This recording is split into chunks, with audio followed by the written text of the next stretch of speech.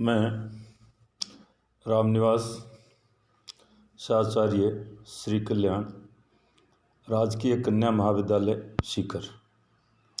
आज मैं आपको बेंथम का उपयोगितावाद भाग 2 पार्ट 2 के बारे में बताने जा रहा हूँ। तो इसमें हम देखते हैं कि विभिन्न सुखों में गुण का नहीं वरन परिणाम का भेद है। इसमें बेंथम साहब ने क्या बताया है कि विभिन्न सुखों में गुण का नहीं वरन परिणाम का भेद है। वो इसमें कहते हैं कि बेंथम के उपयोगितावादी सिद्धांत की एक महत्वपूर्ण बात यह है कि वह विभिन्न सुखों में केवल परिणाम या मात्रा क्वांटिटी का भेद मानते हैं, गुण का नहीं, क्वालिटी का नहीं। उनके अनुसार विभिन्न सुख एक दूसरे से कम या अधिक हो सकते हैं, किंतु गुणों में भिन्न नहीं होते। यदि हम कहें कि काव्य का आनंद भोजन के आनंद से श्रेष्ठ है, अच्छा है, तो इसका अर्थ केवल ये होगा कि वह भोजन के आनंद से मात्रा में अधिक है। वो क्या है? केवल मात्रा में अधिक है। उपयोगिता के सिद्धांत के अनुसार यह कहना गलत होगा कि एक सुख दूसरे से श्रेष्ठ अथवा निम्न कोटि का होता है।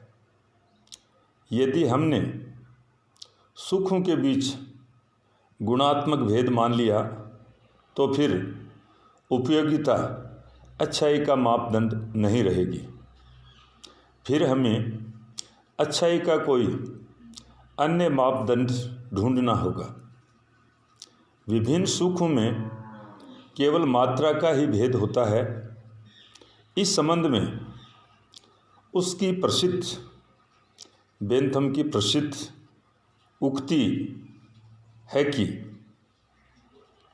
सुख की मात्रा समान होने पर पुष्पिन, जो एक प्रकार का बच्चों का खेल है, भी उतना ही श्रेष्ठ है जितना काव्य पाठ।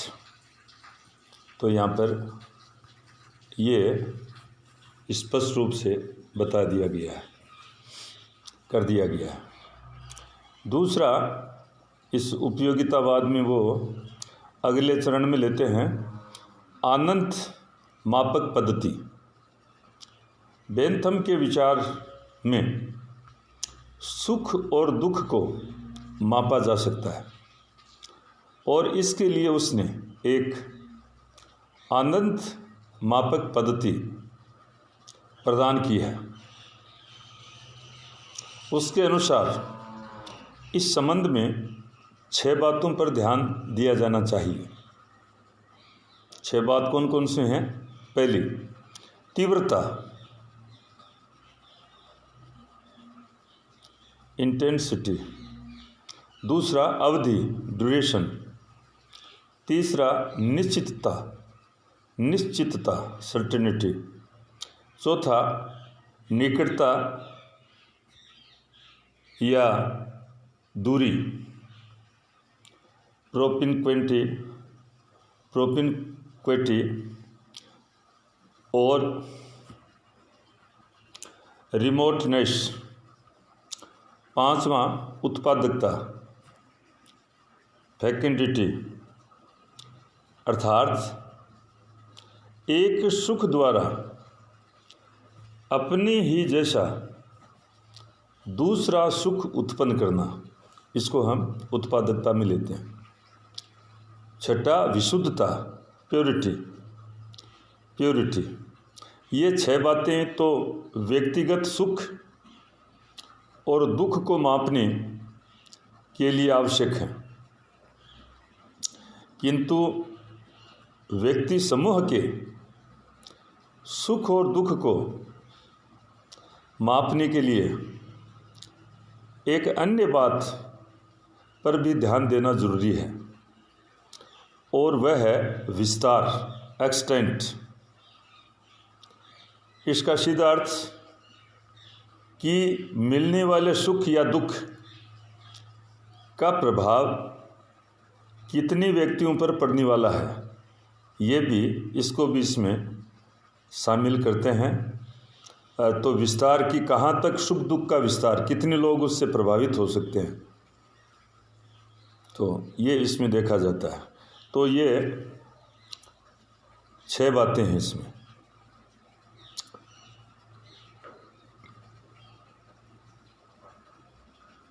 और ये 7वां इसमें विस्तार वाला है।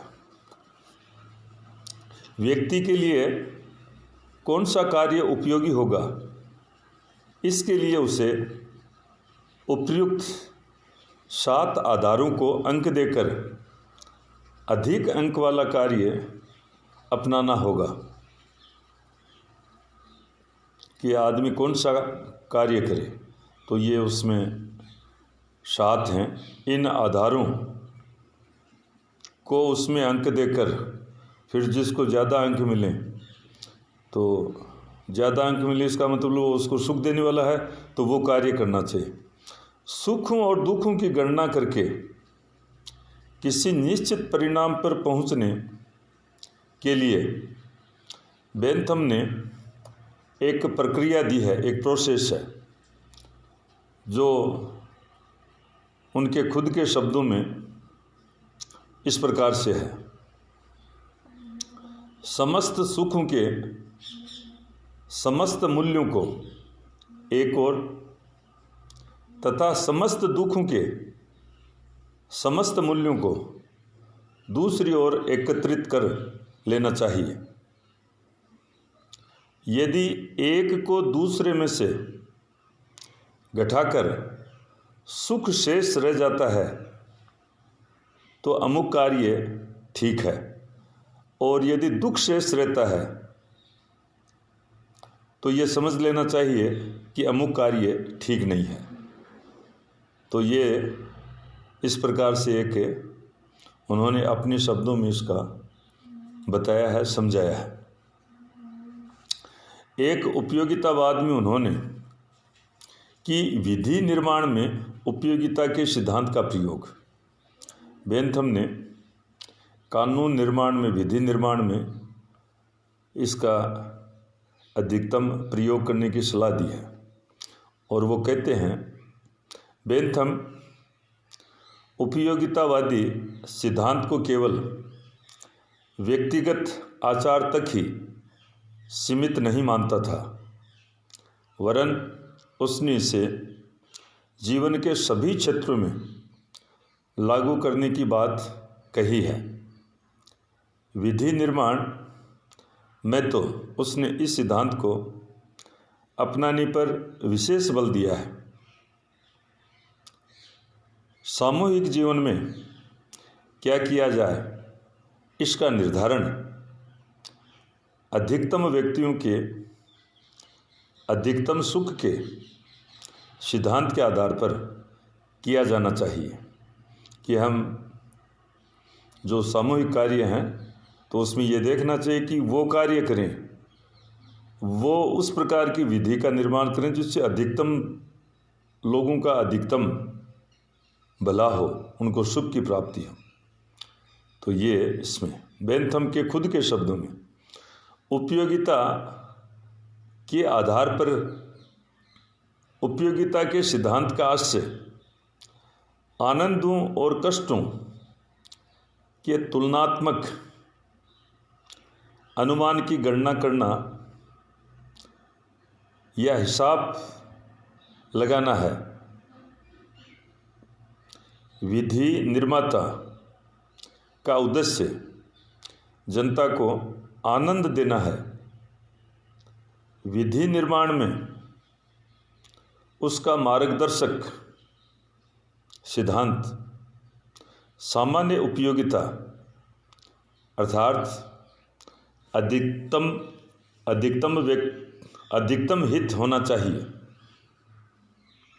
तो ये उन्होंने बेंथम साहब ने अपने शब्दों में इसको और क्लियर कर दिया है।